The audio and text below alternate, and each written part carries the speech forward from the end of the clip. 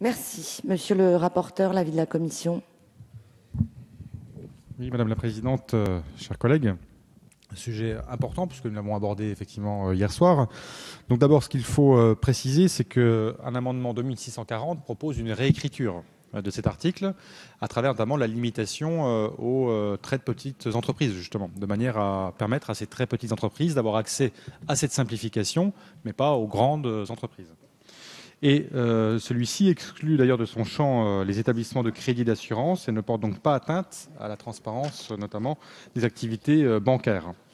Et l'administration et le juge continueraient, bien sûr, d'avoir accès à l'ensemble des documents comptables. Et la lutte contre la fraude fiscale ne serait donc pas affectée.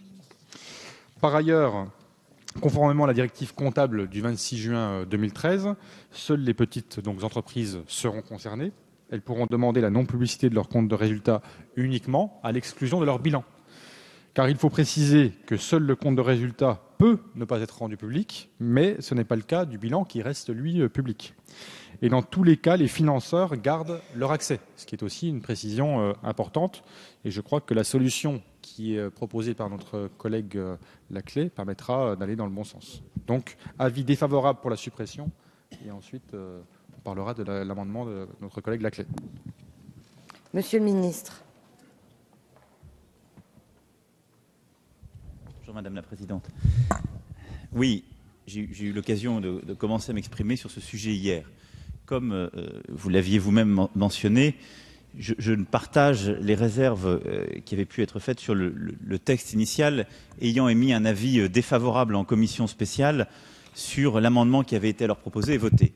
Et donc je pense que l'écriture actuelle de l'article ne fonctionne pas et n'est pas acceptable. Parce que, comme vous l'avez dit, elle couvre aujourd'hui toutes les entreprises et nous met dans une situation qui, d'une part, accroîtrait l'opacité, en effet, la transparence financière de notre économie et pourrait mettre en péril le financement de ces entreprises.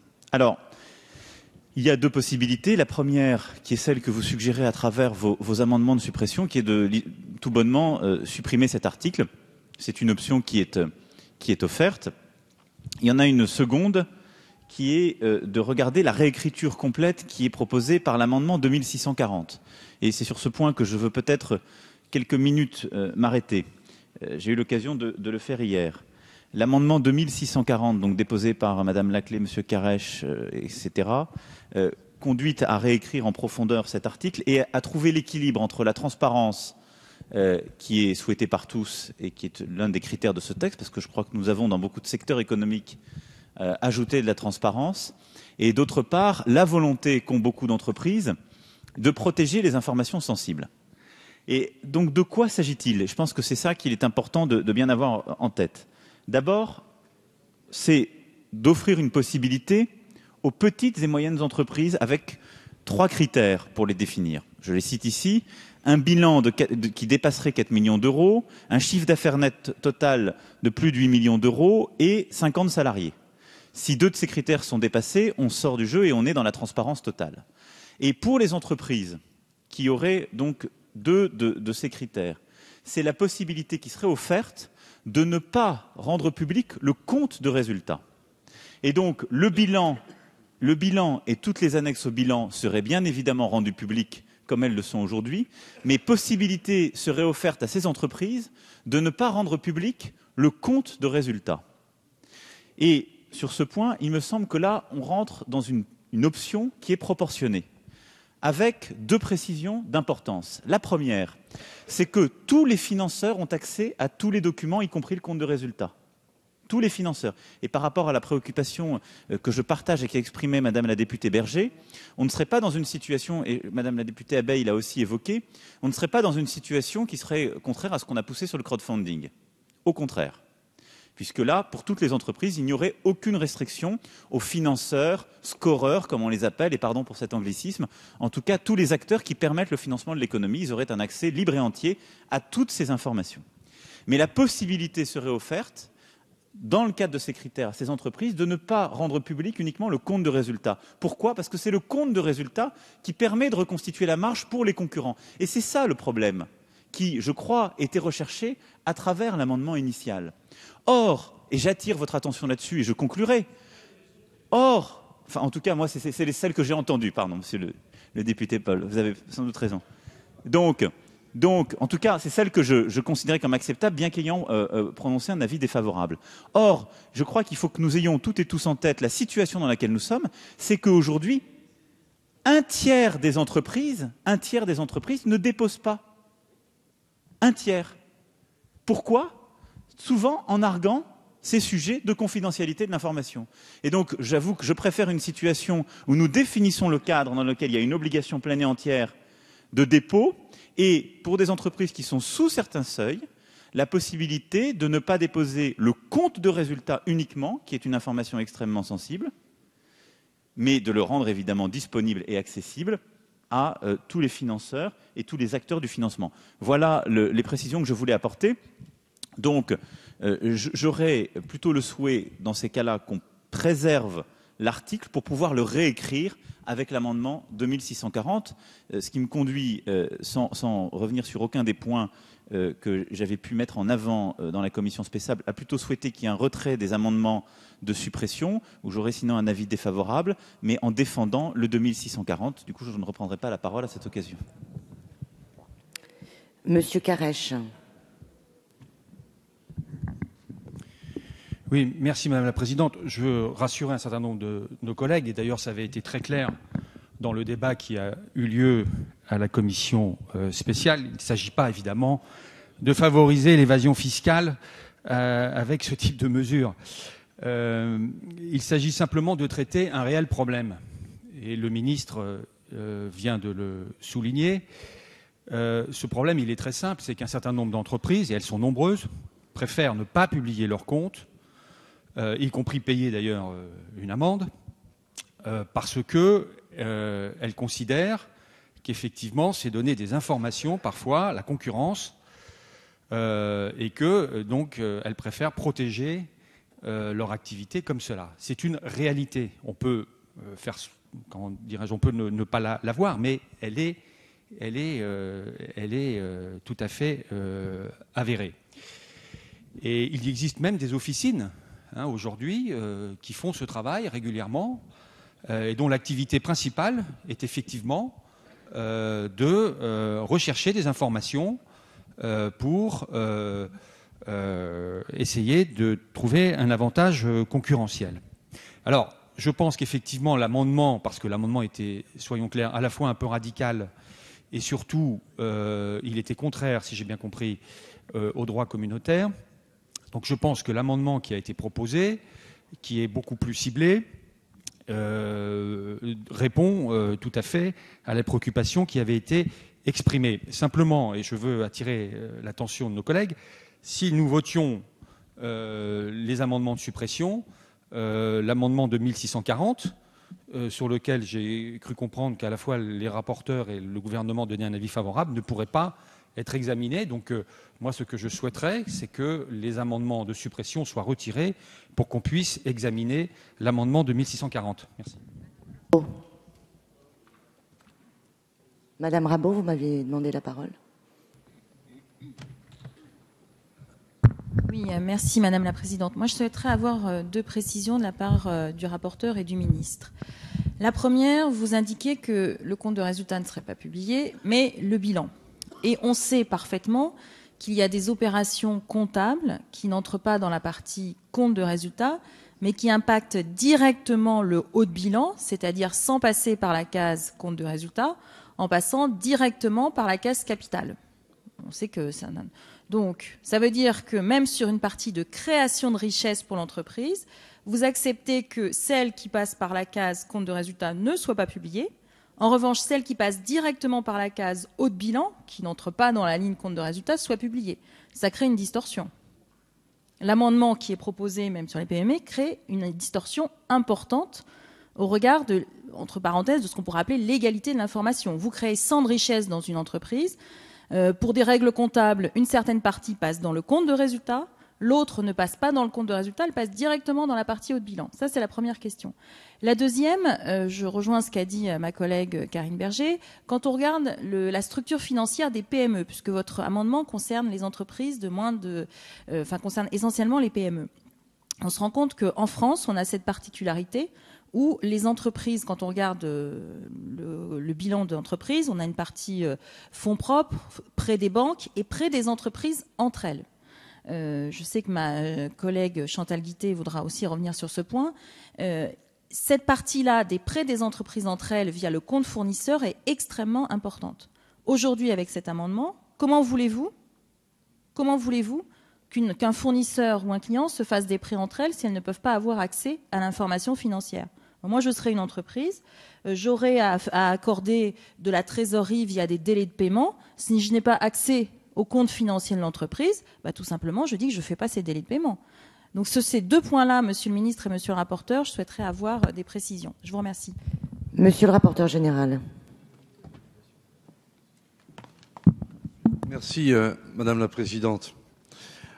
Je voudrais, pour éclairer l'Assemblée, revenir quand même sur la nature des débats qui ont eu lieu en commission et préciser comment a cheminé la prise de décision. D'abord, celles et ceux de nos collègues, car c'était des députés du groupe SRC qui ont déposé l'amendement, indiquent qu'au fond, alors que 8 États en Europe appliquent un certain nombre de dispositions telles que celles présentées dans l'amendement qui vient rectifier l'amendement adopté en commission, dispose finalement d'un avantage concurrentiel par rapport aux entreprises françaises. De sorte que, Mme Laclais disait alors, il s'agit de ne pas donner à la concurrence des munitions pour mettre en difficulté les entreprises françaises dans un monde ouvert. Les sociétés françaises peuvent être fragilisées par certains modes de fonctionnement que nous ne pouvons pas ignorer. Là-dessus, s'ensuit un débat qui, d'ailleurs, sur tous les bancs, du fait de l'argumentaire de Mme Laclais, trouve un écho favorable. Et le rapporteur Laurent Grandguillaume, après que le ministre a exprimé ses réticences en suggérant qu'il fallait se caler sur la directive européenne, ce qui est proposé dans l'amendement rectificatif, le rapporteur Laurent Grandguillaume conclut « Cet amendement mérite un temps de rédaction supplémentaire pour éviter un champ d'application trop large ». Donc, nonobstant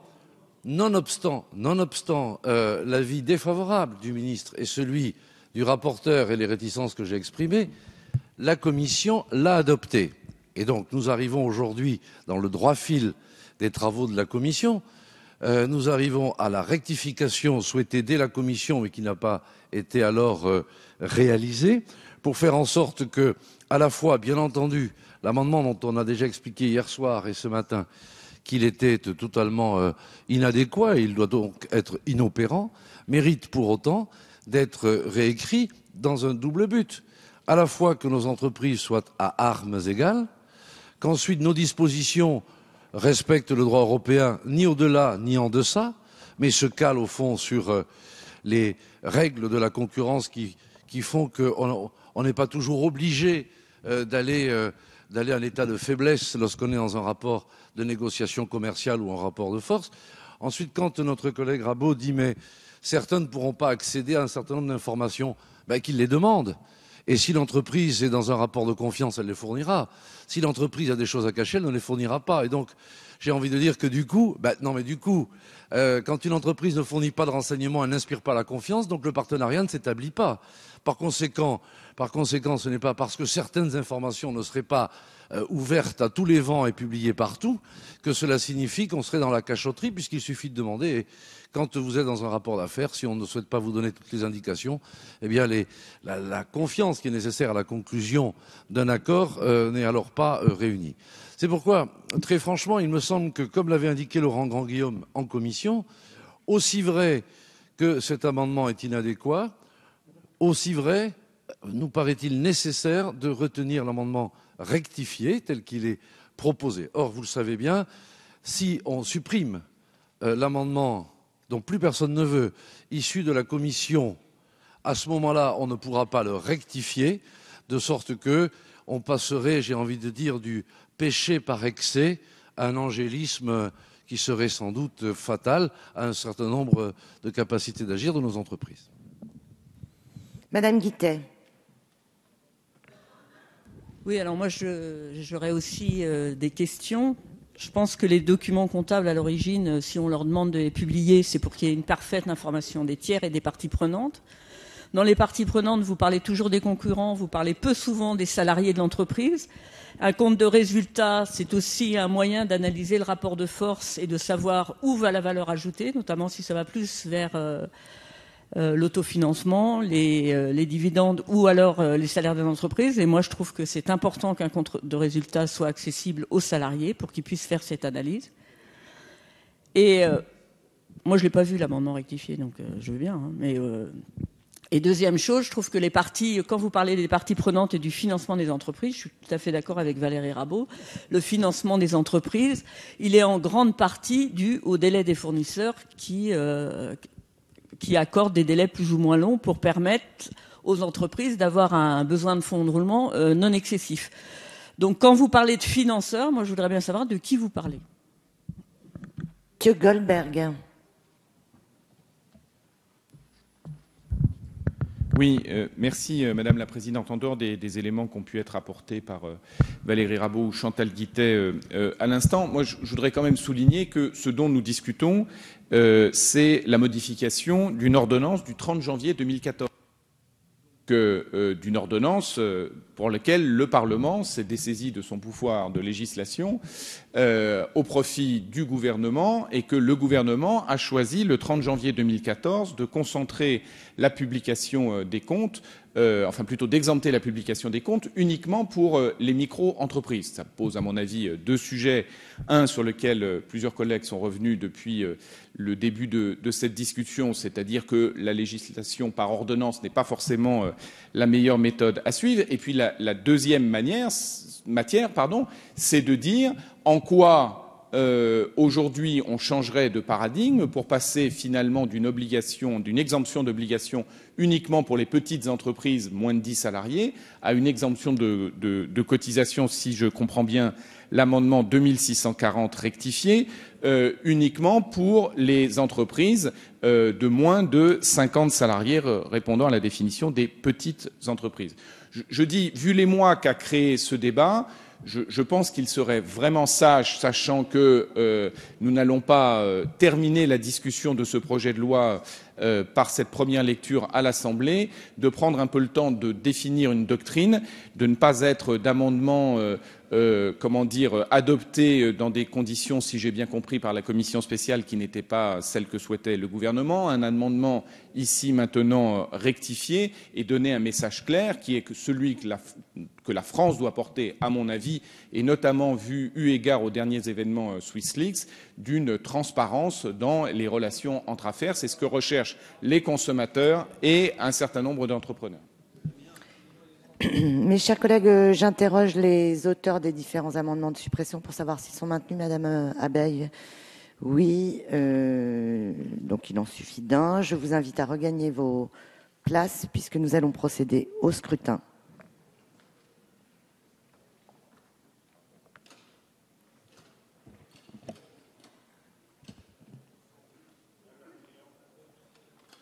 Monsieur le ministre. Merci Madame la Présidente. C'était pour répondre aux différentes questions qui ont été posées de manière parfaitement légitime avant que vous ne preniez part au vote. D'abord, je veux bien préciser que pour toutes les catégories d'entreprises dont nous parlons, le dépôt reste obligatoire. C'est le caractère public du compte du résultat qui change. Et donc, c'est vrai que je ne comprends pas le sujet de distorsion, parce que c'est distorsion par rapport à qui ? Puisque distorsion par rapport à vos fournisseurs, ils peuvent tout à fait vous le demander, je vais y revenir. Par rapport aux financeurs, non, parce que par voie réglementaire, et je l'ai ici garanti, ils auront accès à tous les documents. Distorsion par rapport à l'administration fiscale, ce qui pourrait avoir un sens, ça n'est pas le cas, puisque ça n'est pas concerné. Et donc, c'est simplement laisser la possibilité. Et je dis que la distorsion actuelle est beaucoup plus massive que ce qui serait prévu par le 2640, puisque c'est la distorsion qui existe entre les 31% d'entreprises qui n'ont pas rendu public leurs comptes en 2011 et les autres. Pour ce qui est du prêt entre les entreprises, je veux redire ici que c'est une faculté qui est offerte aux entreprises sous ces seuils. Mais lorsque vous voulez avoir, et je réponds aussi à Madame la députée Guittet, un prêt entre fournisseurs, et vous avez tout à fait raison que c'est un mode important du financement, il est évident que vous donnez votre compte de résultat si votre fournisseur vous le demande. Ça n'est pas l'impossibilité d'accéder à l'information, puisqu'elle est même déposée au greffe, l'information. Et c'est pour ça que quand je dis, mais comme elle l'est aujourd'hui, et vous aurez même des entreprises, ça j'en suis absolument sûr, qui déposeront plus facilement parce qu'ils auront la garantie sous un certain seuil que l'information compte de résultat n'est pas rendue publique à la terre entière. Mais vous pouvez tout à fait choisir, vous, de la rendre publique à l'endroit de qui vous voulez, ce qui est la différence. Et sur ce sujet-là, par voie réglementaire, sera garantie la possibilité, même pas la possibilité, le droit évident pour tous les financeurs d'accéder à la dite information. Donc autant je partage parfaitement les préoccupations qui ont été portées sur l'article initial, et je crois qu'il n'était pas acceptable, autant il me semble, en regardant de bonne foi la réécriture du 2640, qu'on a la réponse pleine et entière au sujet du financement. Il n'y a pas de distorsion qui existe aujourd'hui, compte tenu du fait qu'il s'agit d'une information limitée et qu'on parle juste du caractère public, mais qu'elle est déposée au greffe, que l'accès aux financeurs, à l'administration fiscale, etc. est le même, et que la possibilité ensuite qui est offerte, les salariés auront l'accès à tout le bilan et toutes les annexes, et ils auront l'accès s'ils le demandent, et d'ailleurs ils l'ont dans le cadre du comité d'entreprise, ils ont accès à des informations qui sont beaucoup plus détaillées, même que celles qui sont rendues publiques par le greffe. Mais moi, j'attire votre attention, je partage votre préoccupation, mais comment font les salariés des 31% d'entreprises qui n'ont pas rendu public, voire déposé, leur bilan et compte de résultat aujourd'hui? Non mais 31%. 31%, c'est juste la situation dans laquelle on vit. Donc là, on parle d'entreprises. Non mais c'est vrai. C'est vrai, c'est la situation dans laquelle on est aujourd'hui. Donc je voulais apporter ces éléments pour pas qu'il y ait de troubles. Mais il y a des sanctions qui dépendent, comme vous le savez, des procureurs, et ça dépend d'ailleurs de l'application est variable selon les territoires, et vous avez raison de souligner ce point. Mais je veux dire ici que, enfin, pour ce qui est des micro-entreprises, il y a une ordonnance qui a été prise pour une catégorie d'entreprises que sont les micro-entreprises, mais sur laquelle nous ne revenons absolument pas nous ne reviendrions pas à travers le dit amendement, puisque là, c'est une autre entrée qui est assurée. L'ordonnance que vous citez de janvier 2014, elle concerne les micro-entreprises sur beaucoup d'autres sujets, et sur l'ordonnancement comptable, c'est la logique de simplification qui avait été suivie par le gouvernement. Elle ne serait pas changée par la dite démarche, elle est même consolidée. Le point, il est juste étendu avec 2 critères additionnels pour aller sous certains critères de bilan et de compte de résultat au-dessus de 5 ans. Donc on ne modifie pas ce qui a été acquis pour les micro-entreprises au début d'année. Il n'y a pas de retouche de cette ordonnance. Voilà juste les points que je voulais ici rappeler en réponse aux questions, et vous connaissez ma sensibilité par ailleurs sur le sujet. Nous allons donc procéder au scrutin. Chacun a bien regagné sa place. Le scrutin est ouvert. Le scrutin est clos. Votant 32, pour 11, contre 17. L'Assemblée n'a pas adopté.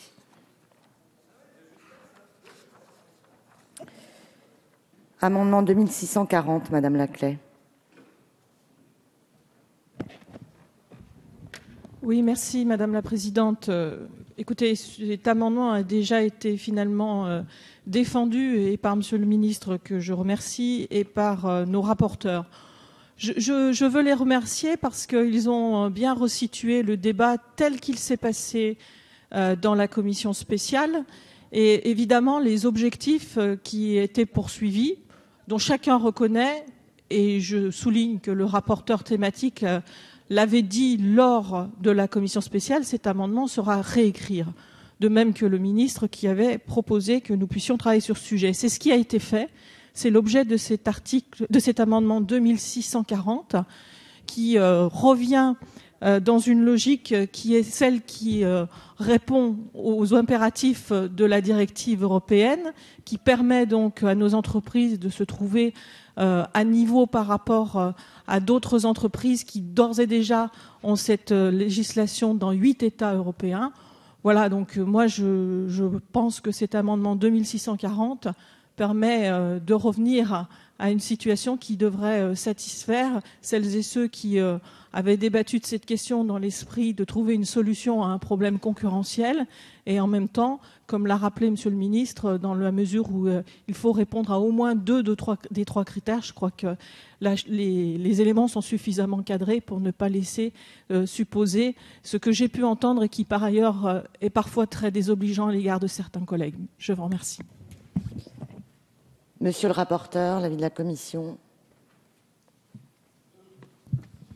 Oui, je suis très heureux que l'on revienne justement à une forme de sagesse qui avait été exprimée lors de la commission, puisque nous avions indiqué au moment du débat que le champ d'application était trop large. Donc il y a eu un travail de fait par notre collègue Laclais avec d'autres collègues, et c'est une très bonne chose, puisqu'on réduit le champ d'application, et c'est ce que nous avions demandé lors de la commission. Donc d'un côté, on sécurise, de l'autre, on répond à la directive européenne, c'est ce que vous avez fait, et enfin, on favorise les TPE, ce qui est une bonne chose, puisque favoriser les TPE, je crois que ça ne peut qu'aller dans le bon sens, puisque ce sont des entreprises qui sont durables et qui sont non délocalisables et inscrites dans nos territoires. Donc on peut dire que l'amendement répond à ces trois objectifs et qu'il va dans le bon sens, c'est pourquoi la Commission donnera un avis favorable. Monsieur le ministre, je mets aux voix cet amendement qui a reçu un avis favorable du rapporteur et du ministre, qui est pour, qui est contre. Il est adopté. L'amendement suivant tombe.